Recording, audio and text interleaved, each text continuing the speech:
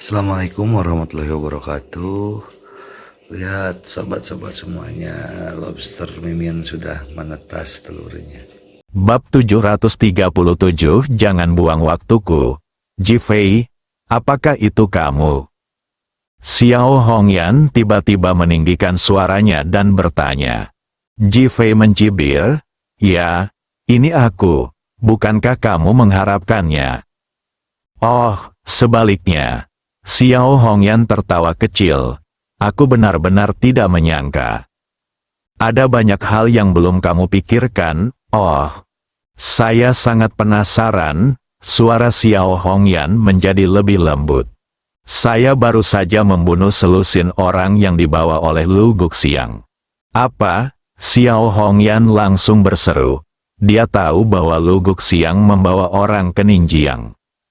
Terlebih lagi, orang-orang yang dibawa oleh Lu Guxiang semuanya tahu bahwa mereka bukanlah orang biasa, terutama 4 orang yang diutus oleh Sun Jianjun, yang bahkan lebih ahli.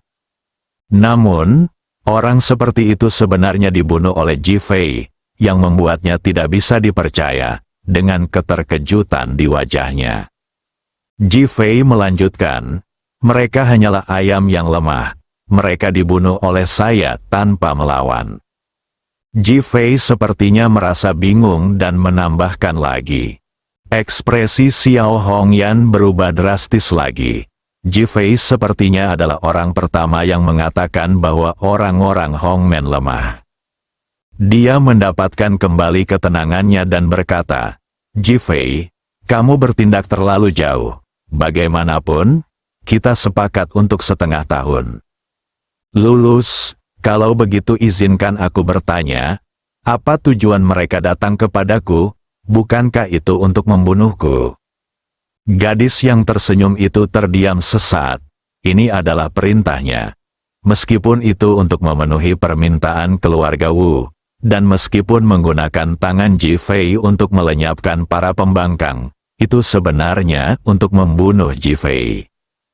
Apa aku berhasil mencapai sasaran dan kamu terdiam?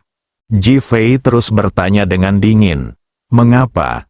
Xiao Hongyan menghela nafas. Jifei, kamu masih terlalu tajam. Berhenti bicara omong kosong, kamu, orang yang menghancurkan keluargaku, tidak punya hak untuk mengatakan ini kepadaku. Xiao Hongyan terdiam sesaat, tidak tahu harus berkata apa. Aku meneleponmu karena aku ingin memberitahumu bahwa mulai sekarang, aku akan membunuh semua orang di Hongmen setiap kali aku melihat mereka sampai aku membunuh mereka semua. Jifei, apakah kamu gila? Tahukah kamu konsekuensi melakukan ini? Xiao Hongyan bertanya dengan marah. Jifei mencibir, aku tidak peduli apa konsekuensinya, dan ku beritahu padamu, mulai hari ini, Seng Lingyun akan ada di tanganku. Jika kamu berani menyerang ayahku, aku akan membunuh Seng Lingyun. Anda, jangan menantang intisariku, Jifei. Aku tidak peduli apakah Seng Lingyun cantik atau tidak. Dalam hatiku, aku tidak peduli pada wanita manapun kecuali istriku. Ledakan, Xiao Hongyan merasakan suara gemuruh di telinganya. Di masa lalu, dia selalu berpikir bahwa dia sangat dingin dan dapat mengendalikan hidup dan mati sesuka hati. Tetapi pada saat ini, dia tiba-tiba menyadari bahwa Jifei di depannya adalah orang yang bahkan lebih gila darinya. Jifei, apa yang kamu inginkan? Nada suara Xiao Hongyan sedikit lembut, kehilangan sikap mendominasi sebelumnya. Saya berharap ayah saya masih hidup dan sehat. Inilah tujuan saya.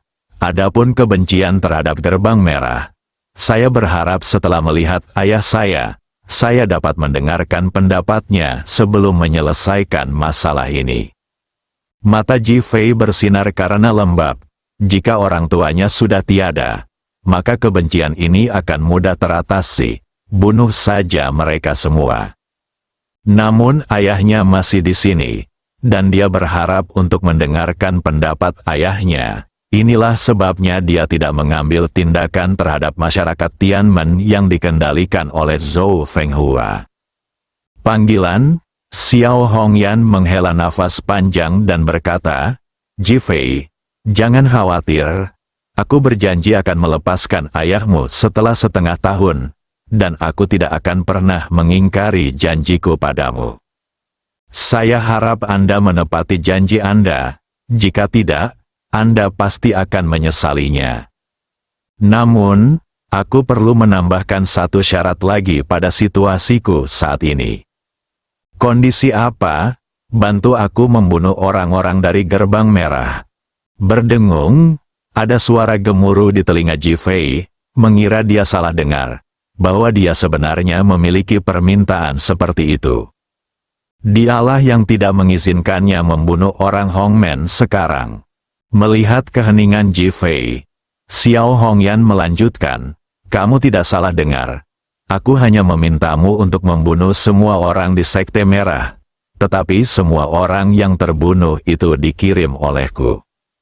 Anda ingin menggunakan saya untuk memberantas para pembangkang. Jifei sangat menyadarinya. Oh, Xiao Hongyan terkekeh. Jifei, kamu bereaksi sangat cepat. Itu saja, aku ingin kamu membantuku membersihkan orang-orang Hongmen. Maaf, aku tidak peduli tentang ini. Jifei tidak terbiasa dimanfaatkan, dan dia tidak akan menerima dimanfaatkan. Jifei, kamu harus setuju, Xiao Hongyan berkata dengan nada kuat. Kenapa? Karena orang-orang ini akan datang menyusahkanmu satu demi satu. Bisakah kamu membiarkan mereka mempersulitmu seperti itu? Xiao Hongyan memiliki nada meremehkan. Kamu juga wanita yang ambisius. Terserah kamu. Apa menurutmu mudah bagiku untuk duduk di posisi ini? Apa menurutmu banyak orang yang menghormatiku? Apa menurutmu penyesalan ayahmu terhadap pernikahan itu tidak berdampak padaku? Xiao Hongyan juga sedikit marah, dan bertanya selangkah demi selangkah. Jifei, hatiku juga bergetar. Sebagai kepala Sekte Merah yang agung, pernikahannya disesali sungguh merupakan hal yang sangat memalukan, dan bahkan lebih memalukan lagi. Tidak masalah. Bagaimanapun, siapapun yang menghalangi jalanku akan mati.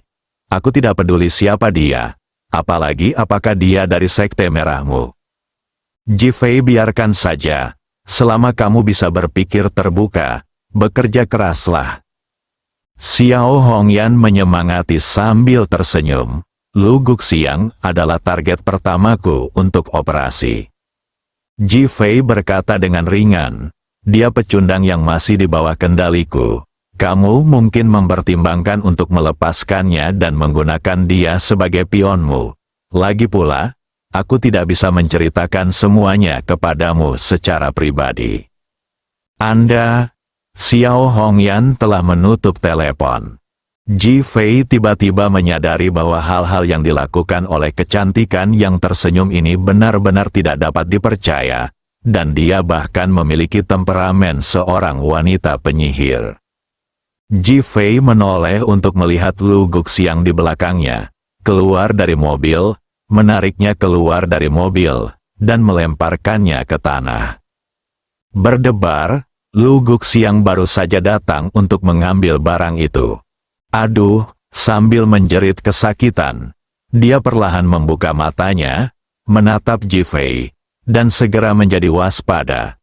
Dia segera bangkit, menjatuhkan diri, dan berlutut di depan Jifei. Tuan Ji, tolong selamatkan hidupmu. Adegan pembunuhan Jifei barusan masih terulang di benaknya. Jifei memandang Lu Guxiang dan tidak berkata apa-apa. Lu Guxiang berlutut di tanah, matanya berputar. Dia tidak tahu apa yang dipikirkan Jifei. Setelah ragu-ragu sejenak, dia berkata, Tuan Ji, saya ditugaskan oleh Sun Jianjun, tetua penegak hukum Hongmen, untuk membunuh Anda kali ini. Gong Chang, yang mencoba membunuh Anda sebelumnya, telah gagal dan terbunuh.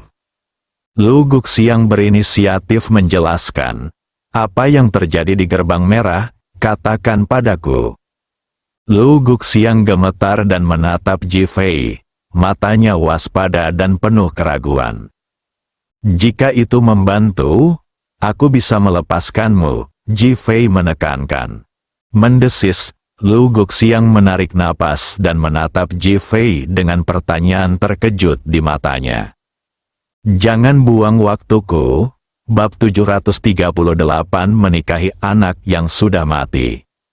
Tubuh Lu Guxiang bergetar, dia masih memikirkan apa yang harus dia katakan, bagaimana menjawabnya. Sekarang dia terlalu takut untuk tidak berkata apa-apa. Ada total 12 tetua di Sekte Merah, dibagi menurut konstelasi. Lu Guxiang memberitahu Ji Fei semua informasi rahasia tentang Hongmen dalam satu tarikan napas. Ji Fei sangat terkejut setelah mendengar ini. Dia tidak menyangka orang Hongmen begitu kuat. Tampaknya tantangan gerbang merah ini baru saja dimulai, dan master gerbang merah yang sebenarnya belum muncul. Di mana pintu merahnya? Ji Fei menanyakan pertanyaan yang paling dia khawatirkan. Lu Guxiang langsung menggelengkan kepalanya. Saya benar-benar tidak bisa mengatakan ini. Jika saya memberitahu siapapun, saya tidak akan selamat malam ini. Ji Fei menatap mata Lu Guxiang. Meskipun Lu Guxiang juga takut, dia sangat bertekad. Kamu benar-benar tidak tahu. Lu Guxiang mengangguk. Ini benar dan tidak bisa dikatakan. Ji Fei mengira dengan Seng Lingyun sebagai bidak catur, Xiao Hongyan tidak bisa berbuat apa-apa, dan akhirnya mengangguk. Oke, kalau begitu aku tidak akan bertanya. Panggilan, Lu Guxiang menghela nafas lega. Dia benar-benar tidak bisa mengatakan apapun tentang alamat Hongmen, bahkan jika dia dibunuh. Jika Ji Fei terus bertanya sekarang, dia mungkin memilih untuk mati dan tidak bisa berkata apa-apa. Tahukah Anda, selama bertahun-tahun, tidak ada orang luar yang pernah memasuki gerbang merah, apalagi memasuki gerbang merah. Jika dia memberitahu Ji Fei bahwa Ji Fei telah menjadi orang pertama, dia tidak hanya akan mati, tetapi semua kerabatnya akan dibunuh oleh gerbang merah. Dia tidak mau kalah, jadi dia tidak mengatakan apapun. Ji Fei tidak terlalu kuat dalam masalah ini. Di matanya, ini adalah sesuatu yang cepat atau lambat akan dia ketahui. Jadi dia membiarkannya begitu saja. Bisakah kamu benar-benar melepaskannya? Lu Guxiang memandang Ji Fei dengan tatapan memohon dan bertanya. Ji Fei mengangguk. Aku bisa melepaskanmu, tapi apa yang akan kamu lakukan selanjutnya? Lu Guxiang langsung mengerti maksud Ji Fei. Aku akan menjadi anjingmu mulai sekarang. Aku bersedia bekerja sebagai perantara untukmu di gerbang merah dan membantumu mencari informasi. Matanya menampakkan kerinduan dan wajahnya penuh keikhlasan. Untuk bertahan hidup, dia sangat ingin bertanya pada Ji Fei. Sangat ingin memohon pada Ji Fei. Ji Fei sengaja bertindak diam-diam dan berpikir. Lu Guxiang berkata dengan cepat, saya mengendalikan semua perusahaan di Hongmen. Di masa depan, selama Anda membutuhkannya, saya dapat memberitahu Anda beberapa berita perusahaan tentang Hongmen dan membantu Anda sukses dalam bisnis. Ji Fei tetap diam. Setelah kematian Hongmen Zhou Tai, Sun Jianjun memiliki kecenderungan untuk menjadikan satu orang sebagai pemimpin. Orang yang disewa oleh Gong Chang ingin membunuhmu sebelumnya. Dan itu adalah dorongannya. Sekarang saya menyamar di sisinya. Saya selalu bisa membantu Anda memberikan informasi orang dalam, dan bahkan memberi Anda peluang untuk membunuhnya. Setelah Lu Guxiang selesai berbicara, dia terus menyeka keringat di dahinya. Kali ini, dia benar-benar berjuang keras untuk bertahan hidup. Ji Fei mengangkat tangannya dan menyentuh wajahnya dengan lembut. Berpikir sejenak, apa yang harus kamu lakukan di masa depan, terserah kamu kan. berbalik, masuk ke dalam mobil, dan pergi. Dia tidak mengatakan persyaratan spesifiknya, tetapi dia yakin Lu Guxiang tidak bodoh. Berdebar, Lu Guxiang duduk di tanah, benar-benar kelelahan. Teror dan ketakutan menghampirinya seperti air pasang, membuatnya merasa seolah seluruh tubuhnya telah terkuras habis. Pikirkan identitas Anda sendiri dan misi Anda. Lu Guxiang mengertakkan gigi untuk terakhir kalinya, berlari 2 langkah dengan cepat, dan melompat ke laut sambil memercik. Gelombang besar datang dan langsung menyapunya ke dalam air laut. Lu Guxiang dengan cepat mengertakkan gigi untuk menopang dirinya sendiri, tetapi perlahan-lahan dia kehilangan kesadaran dan akhirnya tersapu ke pantai oleh air laut. Mobil Ji-Fei, Ji-Fei menepuk tubuh Seng Lingyun 2 kali, dan Seng Lingyun menjerit pelan. Ji-Fei, kamu gila karena berbicara seperti itu kepada ibuku. Apakah kamu tidak takut dia akan membunuhmu karena marah? Seng Lingyun mengabaikan ketidaknyamanan fisiknya, memandang Ji-Fei, dan berkata dengan cemas. Ji-Fei mengangkat alisnya dan menatap Seng Lingyun, tiba-tiba menyadari bahwa wanita ini cukup baik dan benar-benar bisa memikirkannya. Apakah ibumu seburuk itu? Seng Lingyun menarik napas dalam-dalam dan memikirkan 2 wanita yang mencurinya saat mereka membawanya masuk, namun dibunuh di tempat tanpa ampun oleh Xiao Hongyan. Meskipun adegan itu adalah satu-satunya saat dalam ingatannya ketika dia melihat Xiao Hongyan membunuh seseorang, ketidakpedulian dan kekejaman Xiao Hongyan telah terukir dalam di benaknya, jadi ingatannya sangat jelas. Ji-Fei, aku mohon, aku bisa mencegahmu menceraikan Li Ruoxi, dan aku bisa mencegahmu marah, tapi kamu tidak boleh membuat ibuku marah. Jika dia benar-benar menjadi gila, itu akan sangat menakutkan. Seng Lingyun meraih lengan Ji-Fei dan memohon. Jangan khawatir, belum ada seorang pun di dunia ini yang bisa membunuhku. Aku tidak menganggap serius pintu merah. Ji-Fei menginjak pedal gas dan langsung melaju menuju villa. Seng Lingyun masih ingin berbicara, tetapi ketika Ji-Fei mengabaikannya, dia harus tutup mulut. Tenang, saya khawatir masalah ini menjadi semakin rumit. Seorang Wendong memandang Tuan An dan berkata dengan tenang. Seorang Lao menutup matanya sedikit, seolah-olah dia tertidur. Setelah beberapa detik, dia perlahan membuka matanya. Apa yang rumit, jika binatang seperti Wu Ziliang melakukan hal seperti itu, dia sudah mati. Jika dia masih hidup, saya pasti akan mengirimnya ke penjara dan membiarkannya transformasi seumur hidup di dalam. Seorang Wendong memiliki senyum masam di wajahnya, tentu saja dia tahu apa maksud ayahnya. Namun kini, sebagai penguasa Provinsi Ningjiang, jika investasi keluarga Wu di Provinsi Ningjiang ditarik, masalah ini akan merepotkan. Wendong, kamu sedikit konservatif sekarang, seorang Lao melanjutkan. Seorang Wendong terkejut, dan segera menunjukkan sikap mendengarkan dengan cermat. Keluarga Wu sama seperti keluargaan kita saat ini, sudah terlalu lama, terlalu tua, dan kurang vitalitas. Seorang Wendong memandang ayahnya dengan pertanyaan di wajahnya. Anda dapat mempertimbangkan untuk memberi Ji-Fei dan grup Li-nya beberapa peluang pengembangan. Ini mungkin memberi Anda kejutan yang tidak terduga. Seorang Lao melanjutkan, mendesis, seorang Wendong menarik napas dan menatap ayahnya.